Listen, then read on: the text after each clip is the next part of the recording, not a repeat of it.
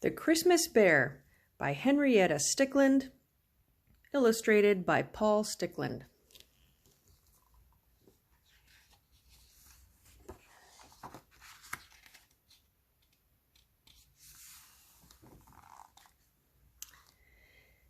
Cub lived at the top of the world with his mother and father. One Christmas Eve, he left his den and went exploring. He followed his nose over a hill and across the snow. It led him to a big, bright hole. Who lives down there? Cub wondered. Cub followed his nose farther and farther until all of a sudden he fell in. Down, down, down he fell. Bump! Cub landed at the bottom. When he peeked through his paws, he saw that he had landed in a cozy study, right next to Santa Claus. "How kind of you to drop in," said Santa, in spite of his surprise. "You must be answering my ad for a helper. Good! Let me show you what we do here." Cub was very excited. "This is the mail room," said Santa. "We receive letters from children all over the world. Do you speak many languages? We must always make sure that the right present gets to each child." Cub shook his head sadly. He knew how to speak only one language. "Next we have the workshops, where all the toys are made to order. Dolls, trains, puzzles, games, spaceships, every kind of toy in the world. I've designed some of them myself," Santa said. Cub especially liked the dinosaurs. The purple ones seemed almost as if they were alive. Then Santa took Cub into a gigantic room full of noisy machinery. "This is the North Pole itself," he shouted over the din. "Here we make our own electricity. You can see it's actually quite simple." Cub nodded, but he wasn't sure he really understood.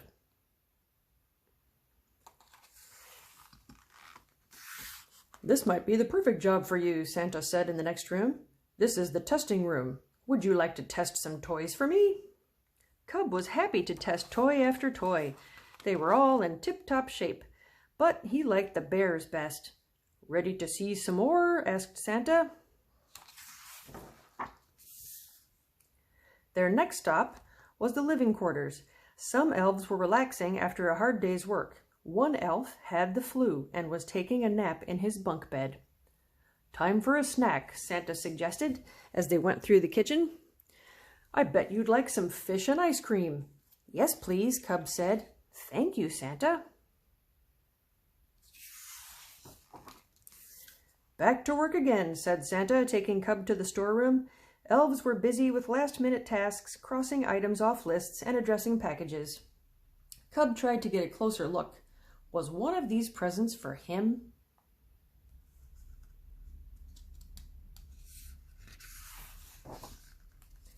Downstairs in the wrapping room, huge bolts of shiny paper hung from the ceiling. Toys of all shapes and sizes passed through the wrapping machines while the elves watched carefully. Cub saw that big sacks stuffed with presents were being lowered into the stables.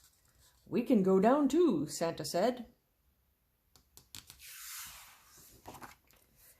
"Well, little Cub, do you like our new kittens?" Cub nodded.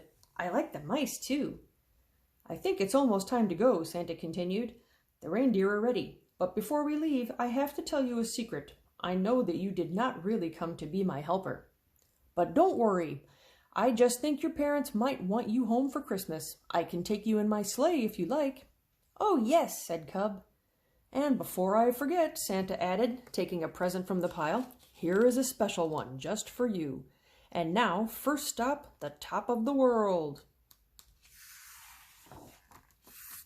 In the blink of an eye, Cub was home. "Thank you for your help, Cub," said Santa. "Remember, you'll always be my Christmas bear. Merry Christmas!" "Merry Christmas, Santa," said Cub's mother. "And now, little Cub, it's time for bed." So Cub curled up next to the best Christmas presents of all.